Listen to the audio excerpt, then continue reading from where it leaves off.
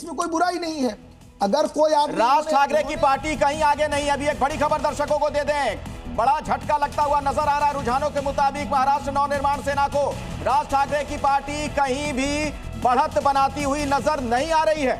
इसका मतलब बहुत सारी चीजें निकलेंगी। क्या ये गठबंधन जो हुआ है वो बनेगा, चलेगा, कि आगे उसका ये यहीं खत्म होने जा रहा है, ये भी अगर देखना होगा शाम तक, ये भी क्लियर हो जाएगा। बिल्कुल, इतने साल बाद साथ आने के बावजूद जो है कहीं पर भी आगे नहीं चल रही है। नवीन कुमार लगातार मेरे साथ बने हुए। नवीन जी, महायुति की बात करें 55 सीटों पर आगे चल रही है, लेकिन फिलहाल राज ठाकरे की पार्टी रुझानों में भी कहीं पर दिखाई नहीं दे रही है। इतने साल बाद साथ आए लेकिन जमीनी स्तर पर कुछ भी होता हुआ नजर नहीं आ रहा। देखिए, राज ठाकरे को अगर नुकसान हुआ तो ये हुआ उद्धव ठाकरे के कारण, और सबसे बड़ा कारण है उद्धव ठाकरे ने जिस प्रकार से इस्लामिक तुष्टीकरण की राजनीति को अपनाया, उसी का परिणाम है कि उसका जो राज ठाकरे के साथ लोग जुड़े हुए थे, मराठी लोग या फिर सनातनी लोग, उन्होंने उससे किनारा करते जा रहे हैं। दूसरी बात, आज कितने सारे ऐसे देश हैं, चाहे वो नॉर्वे है, ब्रिटेन है, फ्रांस है, जहाँ पर कि जर्मनी है, जहाँ पर हिजाब पर प्रतिबंध लग गया। ईरान में क्या चल रहा है, हर जगह सबके सब छोड़ करके इस देश की 21वीं सदी में आगे बढ़ते जा रहे हैं, 22वीं की तरफ आगे बढ़ने की स्थिति में है। और लोग जो अभी भी कहते हैं हिजाब में लेकर के आएंगे, किस तरह की बातें करते हैं। जहां अगर महाराष्ट्र के अंदर मराठी व्यक्ति नहीं बनेगा तो कौन बनेगा? हिजाब वाला बनेगा क्या? यहाँ जाकर के कोई दूसरी कम्युनिटी का व्यक्ति बनेगा? महाराष्ट्र मराठी लोग रहते हैं, वहाँ की उनकी बहुसंख्यक लोग, लेकिन मैं एक बात तो उनके लोगों का ही तो मेयर बनना चाहिए। क्या गलत किया? मराठी वर्सेस हिंदी हमें बहुत देखने को मिला था और लग रहा था कि इस बार उद्धव ठाकरे, राज ठाकरे को इसका फायदा होगा, लेकिन जो रुझान सामने आ रहे हैं उसमें कहीं भी फायदा होता हुआ नजर नहीं आ रहा। चाहे मराठी सनातनी एक ही है, अलग अलग करने का बहुत प्रयास किया, चाहे राज ठाकरे ने मिलकर के किया हो या फिर उत्तर प्रदेश और बिहार के लोगों को मारपीट करके वहां से हटाने का, गरीब लोगों को पीटने का काम किया हो, उससे मराठी लोग खुश नहीं हुए। ये सब के सब सनातनियों को तोड़ने का प्रयास। मुझे लगता है प्रियंका गुप्ता जी, आपकी भी एक प्रतिक्रिया हमें इस पर चाहिए। प्रियंका गुप्ता है, कांग्रेस की नेता है। प्रियंका जी, अगर ठाकरे ब्रदर्स पिछड़ रहे हैं तो इसका क्या मतलब निकाला जाए? उद्धव ठाकरे की सहयोगी हैं आप लोग, हालांकि इस बार नहीं है, साथ चुनाव नहीं लड़ रहे हैं, लेकिन इसका कुछ मतलब आप ही निकाल रही हैं क्या?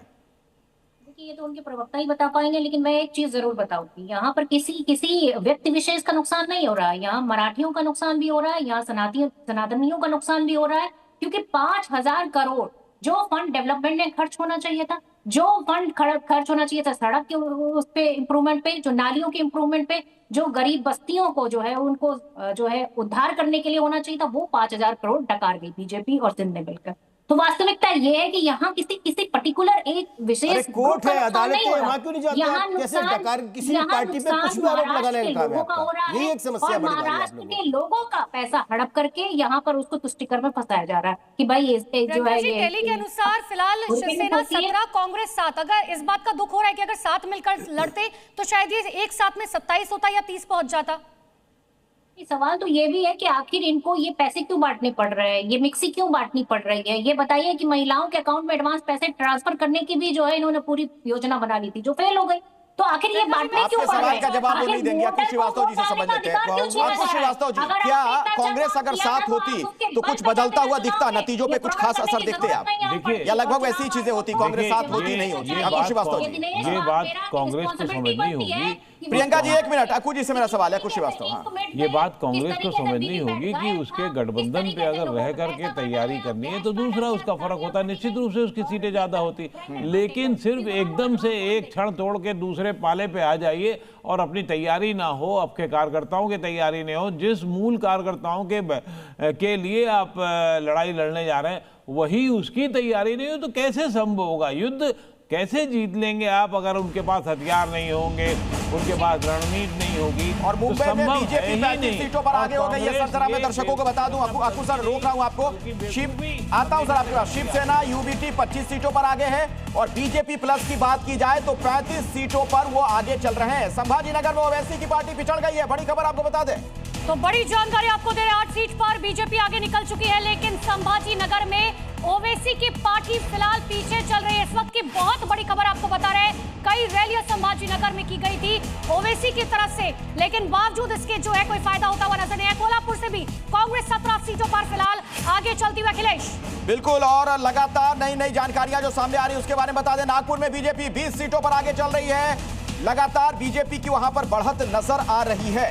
नागपुर में इस वक्त बीजेपी 20 सीटों पर आगे है। और एक और अपडेट मुंबई से दर्शकों को दे दें कि वार्ड नंबर 94 में पहले राउंड की जो गिनती हुई है, ठाकरे की शिवसेना के निशिकांत शिंदे 424 वोट उन्हें मिला है, जबकि समाधान सर्वांकर को 291 मिले हैं। तो एक और बड़ा अपडेट, वार्ड वाइज भी एक एक नतीजा अब तक हम पहुंचाने वाले हैं। बिल्कुल, और सबसे बड़ी खबर नागपुर से आपको दे रहे हैं। बीजेपी 20 सीटों पर फिलहाल आगे चल रही है।